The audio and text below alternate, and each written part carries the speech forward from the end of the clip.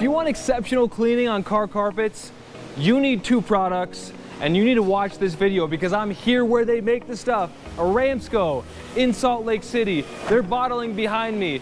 Look at how many bottles they go through. We're gonna speak to the head chemist about BioBreak and Flex Ice. I always have little projects out and about that I'm working on.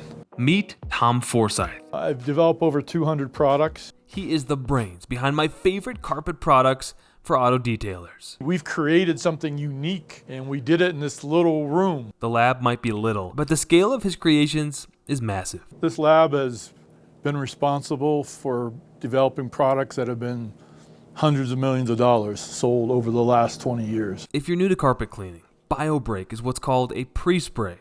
Mix a scoop with hot water, spray onto seats or carpet in cars, give it some dwell time, then agitate and extract. We want people to be proud of this product. I'm proud of it.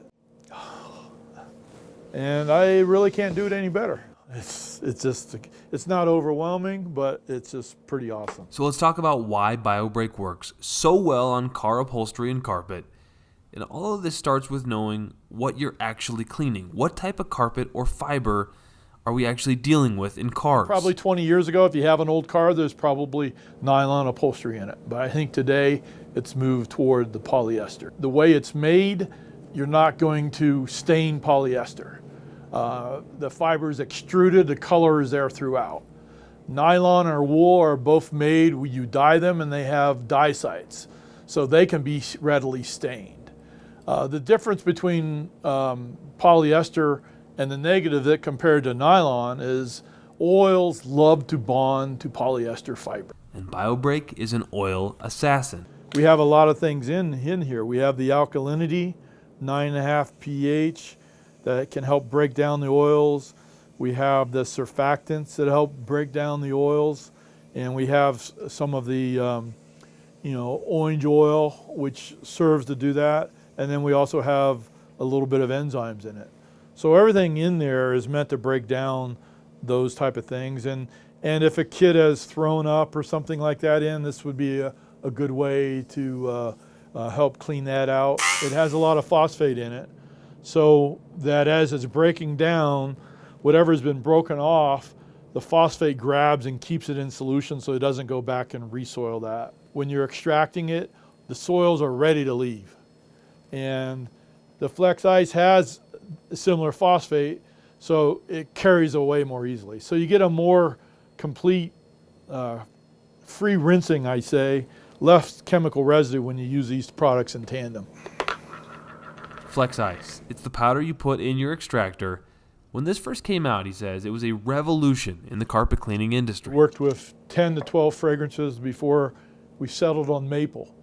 Maple fragrance seemed to make it work well. So it actually smells like breakfast. A lot of acids aren't great cleaners. They generally neutralize. So we have the acid base and we have some good surfactants, and we actually used a phosphate in here to help the rinsing. So since it's a rinse agent, phosphates work really well at carrying away soils that have been broken away. And so it's about a 4.5 to 5 pH. When you use it the right way. You clean with an alkaline, and the oils help use some of that alkalinity up. So even though you may have a 10 pH, you might have lost a lot of the alkalinity because it's been used to break the oils off. And then you run an acidic rinse, which with some additional cleaning power can help carry it away and then neutralize it back to where it should be. Use as hot as water as you can in your extractor. Hot water cleans better. You always want to return whatever you're cleaning to its natural state. And generally 5.5 to 7.5 pH is good for most upholstery. Before you think this is a plug for Aramco, So they're mixing up the powder behind me. just know I used this stuff for years, and I begged Aramco to meet Tom to talk with them. They were so gracious to allow me to pick his brain about the chemistry behind the magic. So, if you still don't think this stuff is the truth, here's Tom on how he designed the formula to make you a better cleaner. I'm trying to make the best. And when you look at it, if I make the best, you get the best results in the least amount of time and you make more money. Your biggest cost is labor cost.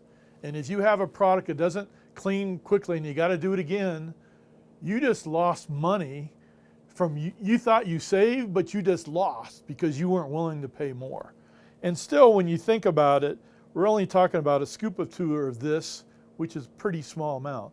The other thing about this is we made it so you don't have to have a tool to mix up the jug. This dissolves fast. I talked with a janitorial supply chemist one time, and he was working on a project, and I was sending him these powdered formulas, and he called me back and he says, "They actually let you make that?" And I said, "Well, sure, why?